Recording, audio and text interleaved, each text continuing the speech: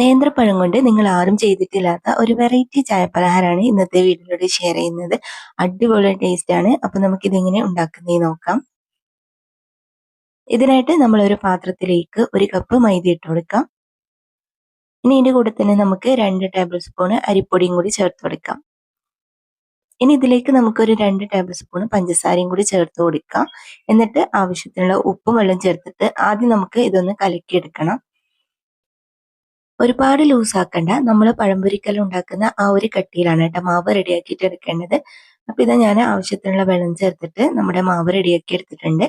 ഇനിയിപ്പോൾ നമുക്ക് ഇതിലേക്ക് 1/4 ടീസ്പൂൺ മഞ്ഞൾപ്പൊടി ചേർത്ത് കൊടുക്കാം. ഇനി ഇതിന്റെ കൂടെ തന്നെ കുറച്ച് എള്ള് ചേർത്ത് കൊടുക്കാം. എള്ളോ കരിഞ്ജീരകമോ എന്തായാലും കുഴപ്പമൊന്നുമില്ല. ഇനിയാണ് നമ്മൾ ഇതിലേക്ക് മെയിൻ ആയിട്ടുള്ള ഐറ്റംസ് ചേർക്കാൻ പോകുന്നത്.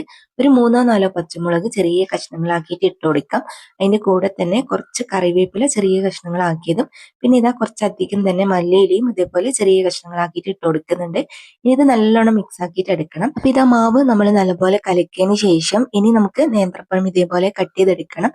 എന്നിട്ട് ഓയിൽ നന്നായിട്ട് ചൂടാക്കിയതിന് ശേഷം നമ്മൾ ഈ ഓരോരോ പഴം എടുത്തിട്ട് മാവിലേക്ക് നല്ലോണം ഡിപ്പ് ചെയ്യാം.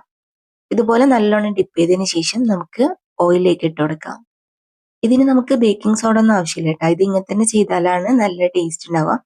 അപ്പൊ ഇതാ നമ്മൾ ഇതേപോലെ 2 സൈഡും തിരിച്ചും മറിച്ചെല്ലാം ഇട്ടിട്ട് നമ്മൾ പഴംപൊരി ഉണ്ടാക്കുന്ന പോലെ തന്നെ ഫ്രൈ ചെയ്തിട്ട് എടുക്കാം. നല്ലൊരു ഗോൾഡൻ കളറിൽ ഫ്രൈ ചെയ്തെടുത്തതിനാൽ നമുക്കിത് എണ്ണയിൽ നിന്ന് കോരി മാറ്റാം. അപ്പൊ ഇതാ നമ്മുടെ അടിപൊളിയായിട്ടുള്ള വെറൈറ്റി ആയിട്ടുള്ള പഴംപൊരി റെഡി ആയിട്ടുണ്ട്.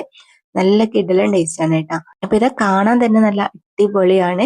നമ്മൾ എപ്പോഴും ഒരേപോലെ കഴിക്കുന്നതിന് പകരം ഇതുപോലെ ഇടയ്ക്കെല്ലാം വെറൈറ്റി ആയിട്ട് ഉണ്ടാക്കി നോക്കാവുന്നതാണ്. അപ്പൊ വെറൈറ്റി റെസിപ്പികൾക്ക് ഇഷ്ടമാകുന്നവർക്കെല്ലാം എന്തായാലും ഇഷ്ടമാവും. അപ്പൊ ഇന്നത്തെ റെസിപ്പി നിങ്ങൾക്ക് എല്ലാവർക്കും ഇഷ്ടമായിട്ടുണ്ടാവും എന്ന് വിചാരിക്കുന്നു. വീഡിയോ ഇഷ്ടമായാൽ മറക്കാതെ ലൈക്കും ഷെയറും കമന്റും ചെയ്യാം. ഇതുപോലുള്ള റെസിപ്പികൾ കാണാനായിട്ട് നമ്മുടെ പേജ് ഫോളോ ചെയ്യാനും യൂട്യൂബ് ചാനൽ സബ്സ്ക്രൈബ് ചെയ്യാനൊന്നും മറക്കരുതേ.